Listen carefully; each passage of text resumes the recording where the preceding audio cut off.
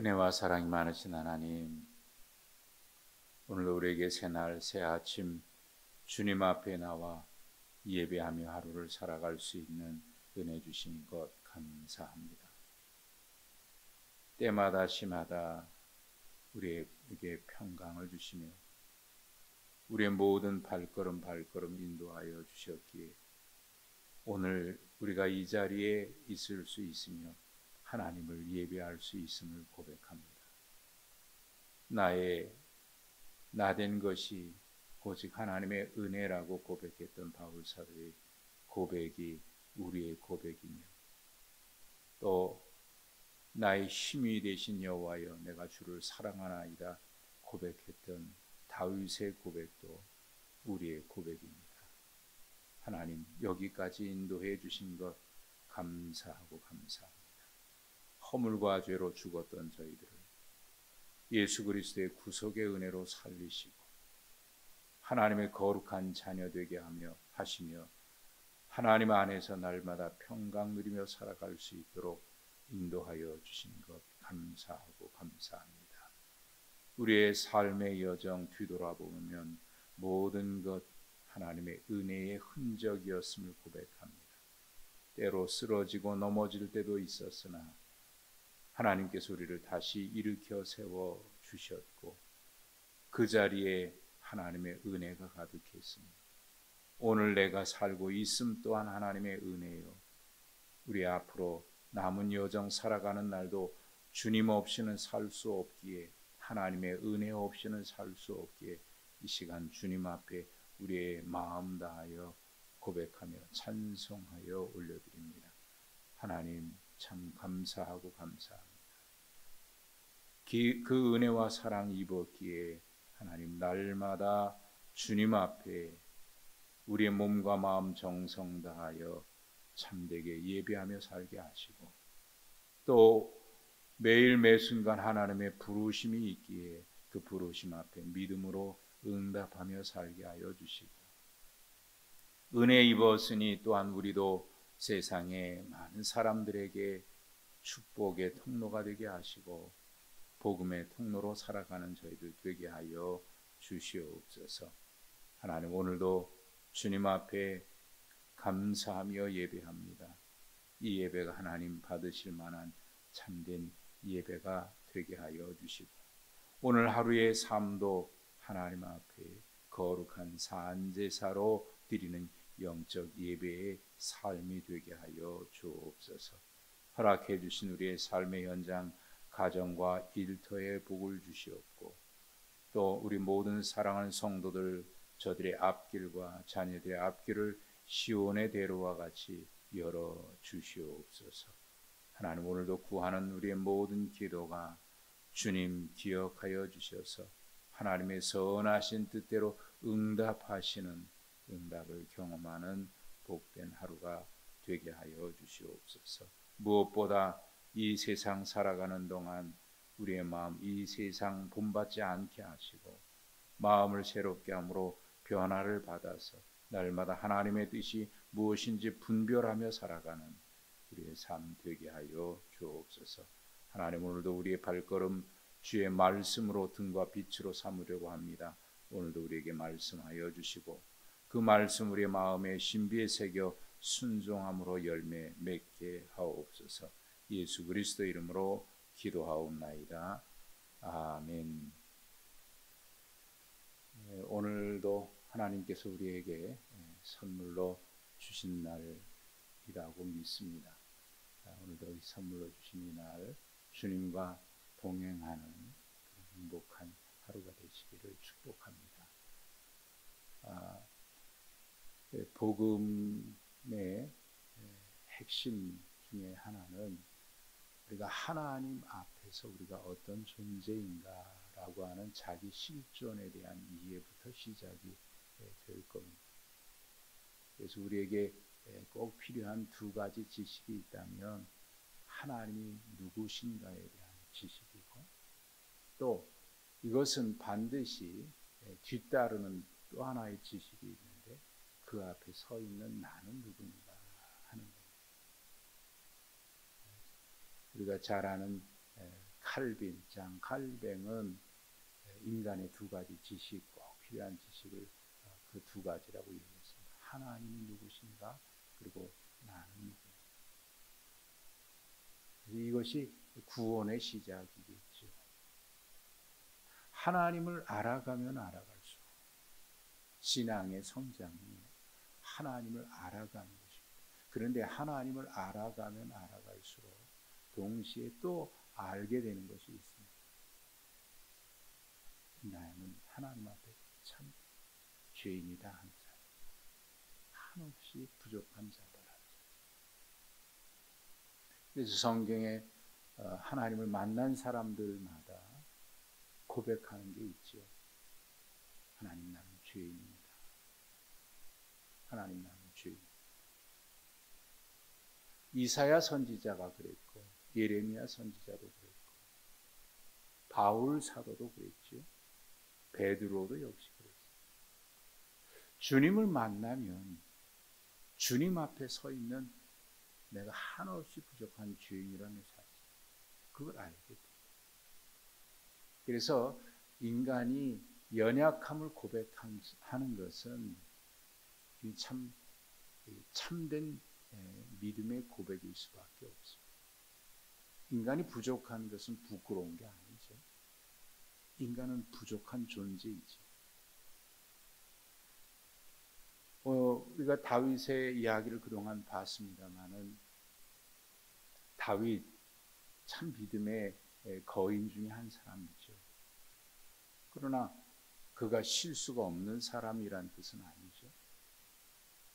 하나님의 마음에 합한 자라고 성경 기록되어 있는데, 그런데 우리가 보았듯이 다윗의 생애를 쭉 보십시오.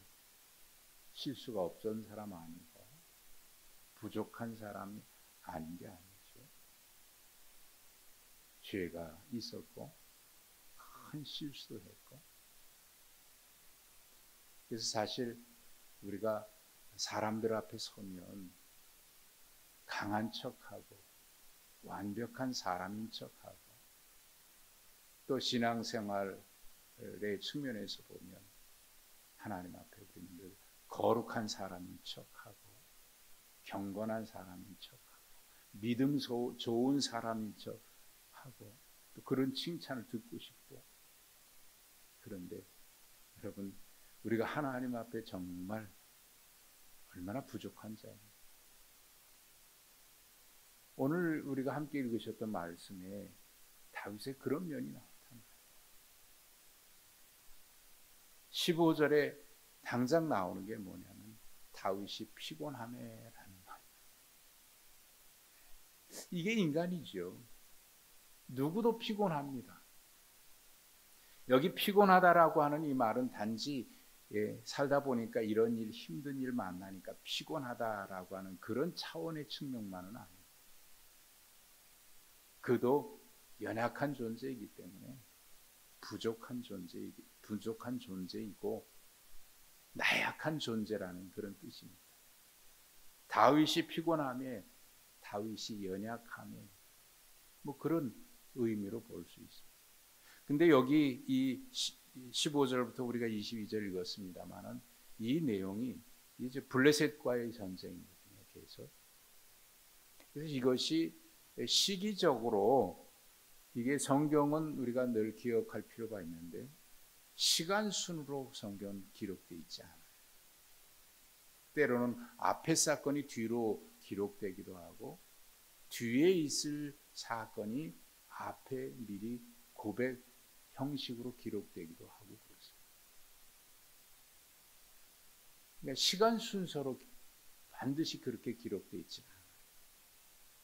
근데 여기 이 골리앗 블레셋과의 이 싸움이 나오고 거기에 4명의 거인족이 나오고 이 4사람, 이 거인을 죽인 다윗의 조카나 신하들의 이름이 나와요.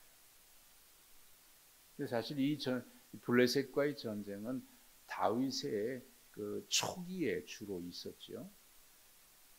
골리앗을 죽이고 그 뒤에 이어서 이제 다윗이 왕이 된 이후에도 블레셋과의 전쟁은 끊임없이 있었습니다. 아마 그 초창기에 있었던 기록을 여기에 기록한 것이 아닐까. 왜 그렇게 기록했을까? 다윗이 연약한 자라. 그 다음 장 22장에 나옵니다만은 22장은 다윗의 시편 18편에 있는 내용이 고스란히 거기에 기록이 되어 있어요. 물론 1절에 나의 힘이신 여호와여 내가 주를 사랑하나이다. 그 구절은 빠진 채로 2절부터 기록되어 있습니다만은 그 고백입니다. 그러니까 다윗이 여기까지 모든 전쟁에서 이기고 또 다윗의 시대가 그렇게 그가 부족하고 연약함에도 불구하고 다윗의 시대에 그의 나라가 건강하게 설 수 있었던 가장 왕성하게 번성할 수 있었던 것 다윗의 힘이 아니라는 것. 다윗 한 사람의 능력이 아니라는 것. 다윗이 피곤함에 다윗이 연약하지요. 지치죠. 누구도 쓰러지고 넘어집니다. 우리는 이 바울 사도의 고백을 정직하게 우리는 이해를 해야 합니다. 섰다고 생각하는 자는 넘어질까 조심하라. 여러분 내가 선 게 아니죠. 나의 힘으로 서 있는 게 아니고 내 믿음이 좋아서가 아니고 하나님의 은혜 아닙니까? 이게 정직한 우리의 고백 아닙니까? 하나님을 알아갈수록 우리의 한없는 부족한 모습이 보입니다. 하나님 앞에 서면 설수록 나의 그 죄가 연약함이 보이고 부족함이 보입니다. 그래서 하나님을 알아가면 알아갈수록 하나님의 은혜 없이는 살 수 없는 존재. 하나님의 은혜 없이는 살 수 없는 존재. 그 우리가 즐겨 부르는 찬양 가운데 그런 거 있습니다. 은혜 없이는 살아갈 수가 없다. 나의 나대에서 오직 하나님의 은혜입니다.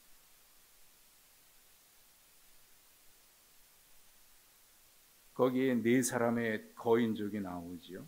16절에 보면 이스비보노비라고 하는 거인족이 나오고 18절에도 삽이라고 하는 거인족의 아들이 나오고 또 19절에는 골리앗의 아우 라흐미가 나오고 20절에는 키가 큰 손가락 발가락이 다 6개씩 있는 이름은 나오지 않나. 이들이 다 21절에 이스라엘 사람을 능욕했다. 이스라엘 사람만 능욕했겠어요? 골리앗이 그랬던 것처럼 여호와 하나님을 능욕하고 비방하고 조롱하고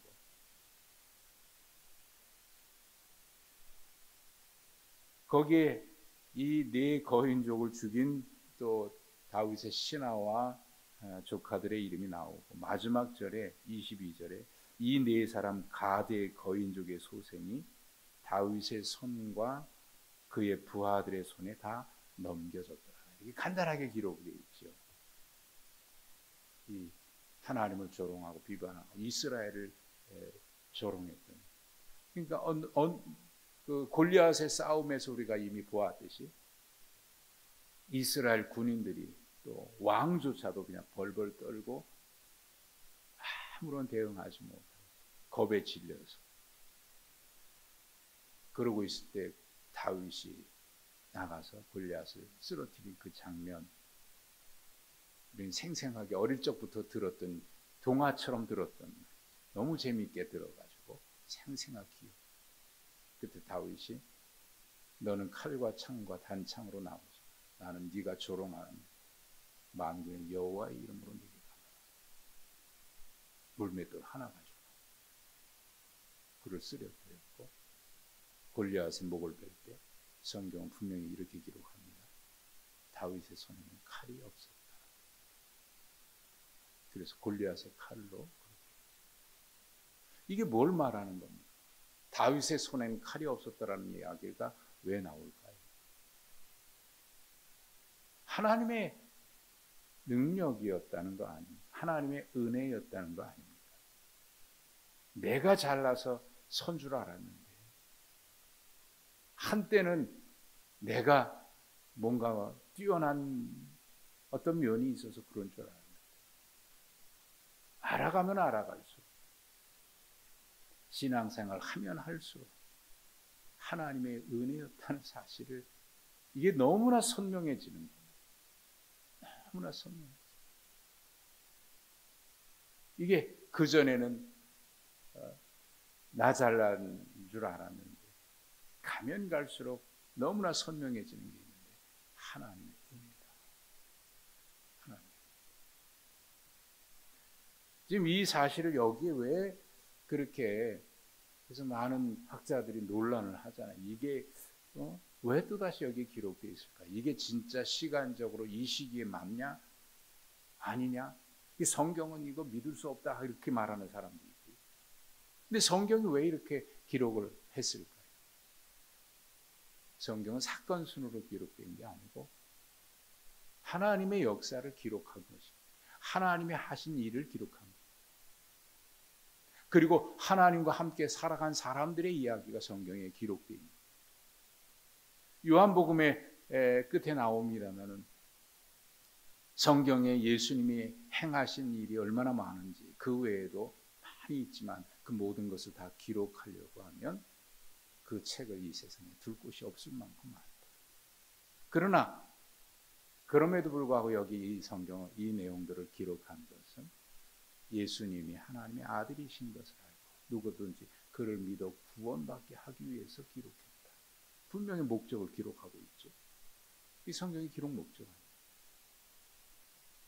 성경은 성령의 감동으로 된 것으로 교훈하고 책망하고 바르게 하고 의로 교육하기 위해서 성경의 기록, 하나님의 역사, 하나님의 살아가심을 경험한 사람들의 이야기, 하나님과 함께 살아간 사람들의 삶, 그 가운데 하나님께서 어떻게 역사하셨는지. 이 다윗의 생의 마지막은 이렇게 다윗은 연약했다. 물론 좀 더 기록이 나옵니다만은 말미에 다윗은 연약했다, 부족했다. 어떨 때는요, 그 앞장에 나옵니다만은 기부와 3년 동안 기근이 들었을 때 하나님께 왜 이런 일이 있습니까? 물었는데 그 다음에 처리하는 일에 있어서는 하나님 앞에 물었다는 얘기가 없고, 또 어떨 때는 물었는데 어떨 때 한동안은 하나님과 멀어졌는지, 왜 그랬는지, 야 이게 내 능력이다 라고 생각을 해서 그랬는지, 어느 날부터는 또 다윗이 기도했다는 말이 한동안 나오질 않고요. 그러다가 또다시 어떤 일을 만났을 때 하나님 앞에 다시 기도하기 시작했고, 그것이 다윗의 그 영적인 사이클이라고 하면 그 사이클과 함께 가는 게 뭐냐면 다윗의 통치 모습입니다. 인생의 영적인 사이클과 같이 가요. 그래서 제가 그 인간의 심리라든지 영성에 대한 관심을 가지고 공부하다가 제가 깨달았던 거 하나가 있는데, 인간은 끊임없이 성장하긴 성장하지만 직선으로 이렇게 올라가지는 않는다는 거예요. 그렇게 올라가면 얼마나 좋을까요? 계속 우상향으로 말이죠. 우상향으로 계속 그래프가 직선으로 올라가면 얼마나 좋을까요? 그래서 마지막 100이라고 하는 완성을 향해서 끊임없이 성장만 하면 얼마나 좋을까요? 그런데 우리의 영적인 사이클도, 인생의 사이클도 결코 그렇지 않습니다. 우리의 그래프는 올라갔다 내려왔다 끊임없이 반복. 마치 스프링을 쭉 늘어뜨리면 이렇게 막 꼬여 있죠. 근데 이렇게 오른쪽으로 올라가지만 계속해서 올라갔다 내려왔다. 어떤 인간의 한순간을 짧게 잘라보면 어떨 때는 올라갔다가 또 어떨 때는 한없이 추락하기도 하고, 그렇게 산과 골짜기처럼 그렇게 성장하면서 지나면서 계속 나중에 보면 성장하고, 이게 바로 인간의 영적인 사이클.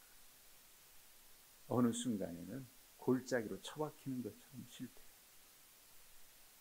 근데 그 가운데서도 하나님이 우리를 다시 붙들어 주셔서 다시 일어서서 올라가.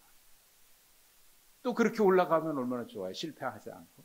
근데 어느 날 또 내 믿음이, 내 신앙이 이렇게 성장했나 싶은데 어느 날 또 갑자기 믿음이 하나도 없는 사람처럼 그렇게 곤두박질 칠 때가 있고. 그런 거 보면 정말 틀림없습니다. 나의 나된 것은 하나님의 은혜. 하나님. 지금 여기서 이 다윗의 여정에 이 고백, 이 기록이 여기 있는 것은 다윗은 다윗의 힘으로 그렇게 된 게 아니라 하나님의 은혜였다. 그리고 그 주변에 하나님께서 도울 자를 세우셨다.